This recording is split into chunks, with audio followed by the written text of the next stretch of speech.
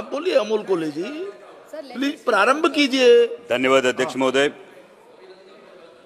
राम मंदिर का निर्माण एक ऐतिहासिक घटना है और इस ऐतिहासिक घटना के उपलक्ष्य में हर उस व्यक्ति जो मंदिर निर्माण के कार्य में जिसने योगदान दिया है उनके साथ मैं पूरे देश का अभिनंदन करूंगा।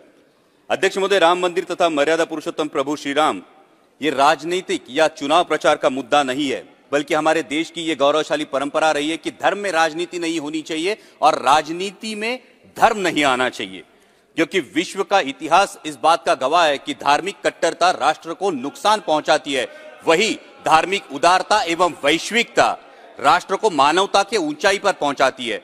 और मुझे गर्व है मेरे हिंदू होने पर कि मेरा हिंदू धर्म इसी उदारता, वैश्विकता और सहिष्णुता की वजह से विश्व में वंदनीय है।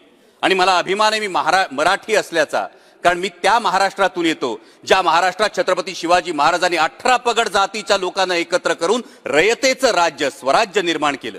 मी त्या महाराष्ट्रातून येतो ज्या महाराष्ट्रामध्ये चंद्रभागेच्या तीरी 18 पगड जातीच्या वारकरी बांधवांचा, वैष्णवांचा मेळा जमतो आणि तो एकाच पांडुरंगाच्या चरणी लीन होतो। मी त्या महाराष्ट्रातून येतो ज्या महाराष्ट्रातून महात्मा फुले, राजर्षी शाहू महाराज, डॉक्टर बाबासाहेब आंबेडकर यांनी रूढींच्या आणि परंपरांच्या आणि कर्मकांडाच्या चौकटीत झुगारून मानवतेला अधिष्ठान मिळवून दिलं। अध्यक्ष महोदय, राम मंदिर देश की आस्था का विषय, भक्ति मार्ग का विषय और भक्ति मार्ग में माध्यम, साधन और साध्य, इन 3 चीजों का बहुत महत्व होता है। जैसे हम पूजा पाठ करते हैं या जाप करते हैं या आरती करते हैं, ये माध्यम हुआ, सामने मूर्ति रखते हैं या फोटो फ्रेम रखते हैं, ये साधन हुआ, और साध्य होता है परमात्मा से आत्मा का संवाद। और इसीलिए राम मंदिर साध्य नहीं है, राम मंदिर साधन है। साध्य होना चाहिए मर्यादा पुरुषोत्तम प्रभु रामचंद्र जी के आदर्शों का अपने जीवन में अनुसरण करना, आचरण करना। प्रभु श्री राम जी एक वचनी, एक बानी, एक पत्नी कहलाते हैं। एक वचनी प्रभु श्री राम जी के जब हम भक्त कहलाते हैं, एक वचनी प्रभु श्री राम जी के जब हम भक्त कहलाते हैं, तो देश के युवाओं को 2 करोड़ रोजगार मिलने का वादे का क्या हुआ? किसानों की आय दुगनी करने की गारंटी का क्या हुआ? 2022 तक हर किसी को पक्के घर मिलने का इरादे का क्या हुआ? इन वचनों पर अंतर्मुख होकर विचार करना होगा। प्रभु श्री राम जी का एक दूसरा बहुत महत्वपूर्ण गुण है, वो है हर नागरिक को समान न्याय की दृष्टि से देखना। समान न्याय की दृष्टि से देखना। लेकिन समस्त देशवासी देख रहे हैं, जब आईस मतलब इनकम टैक्स, सीबीआई, ईडी की जब कार्रवाई होती है तो सिर्फ सत्ता पक्ष के नहीं, विपक्ष के नेताओं पर, 2 मिनट, विपक्ष के नेताओं पर होती है। और जैसे ही कोई सत्ता पक्ष का दामन थाम लेता है तो भ्रष्टाचार के आरोप पर ईडी की कार्रवाई, सब नामो निशान मिट जाता है। तो क्या ये समान न्याय दृष्टि है? अध्यक्ष महोदय, मैं जो प्रस्ताव, अध्यक्ष महोदय मैं राम मंदिर पे आ रहा हूं। अध्यक्ष महोदय मैं राम मंदिर पे आ रहा हूं। मैं नारायणगांव से आता हूं, जो तमाशा पंडरी कहलाती है। और तमाशा लोकनाट्य ये महाराष्ट्र की बहुत बड़ी परंपरा रही। प्रस्ताव से सहमत हैं या असहमत हैं, इस पर बोलिए आप। जी मैं सहमत हूं, इसीलिए इसी पर तो आ रहा हूं। और तमाशा ये हमारी परंपरा है, इसमें वग्नाट्य होता है और ये वग्नाट्य व्यंगात्मक रूप से होता है। तो ये व्यंगात्मक रूप से लिखने वाले एक लेखक ने मुझे कहा कि वो कलयुग का रामायण लिख रहे हैं। तो मैंने पूछा कैसे, कलयुग में कैसे राम होगा? कलयुग में राम लल्ला आएंगे लेकिन रामायण कैसे होगा? तो वो वग्नाट्य लेखक ने मुझे कहा, देखो रामायण में कांचन मृग का लालच दिखाकर रावण ने सीता का हरण किया था। कलयुग में ईडी, सीबीआई, इनकम टैक्स का डर दिखाकर चुनाव चिन्ह, पार्टी और नेताओं का हरण होता है।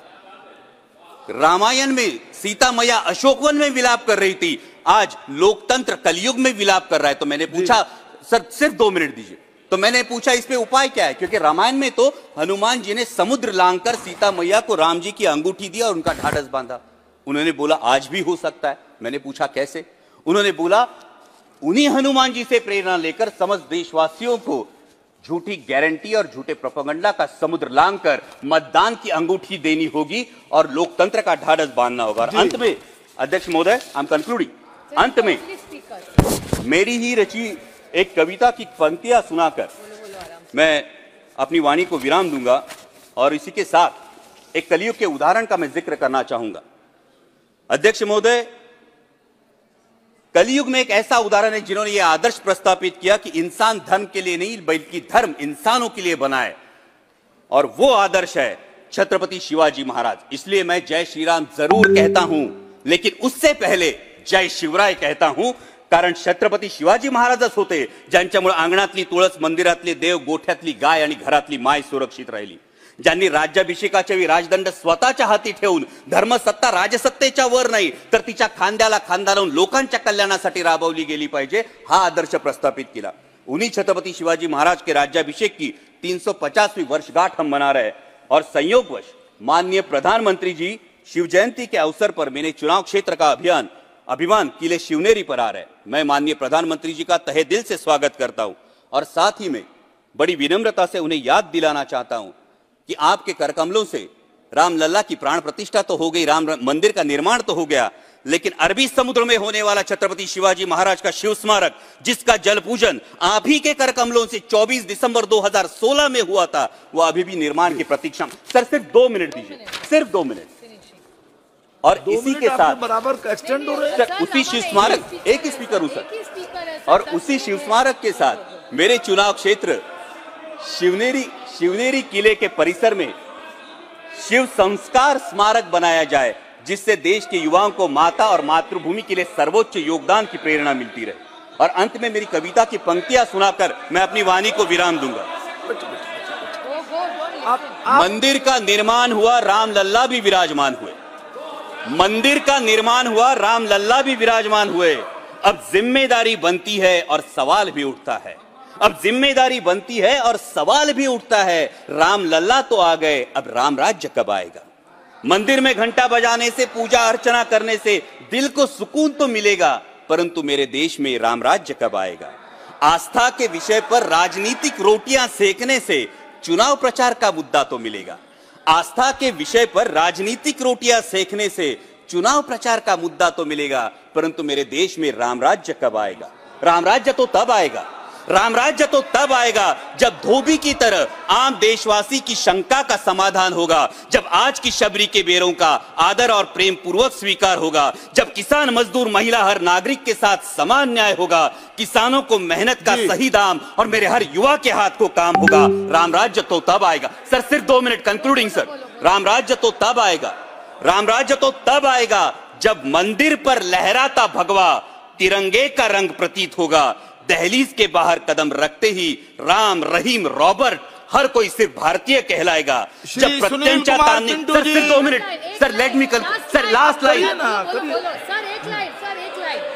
राम। नवनवीन आणि ताज्या घडामोडींसाठी महाराष्ट्र जनभूमी न्यूजला सबस्क्राइब करा, त्याचबरोबर बेल आयकॉनवर क्लिक करा आणि मिळवा आमच्या बातम्यांचे नोटिफिकेशन्स।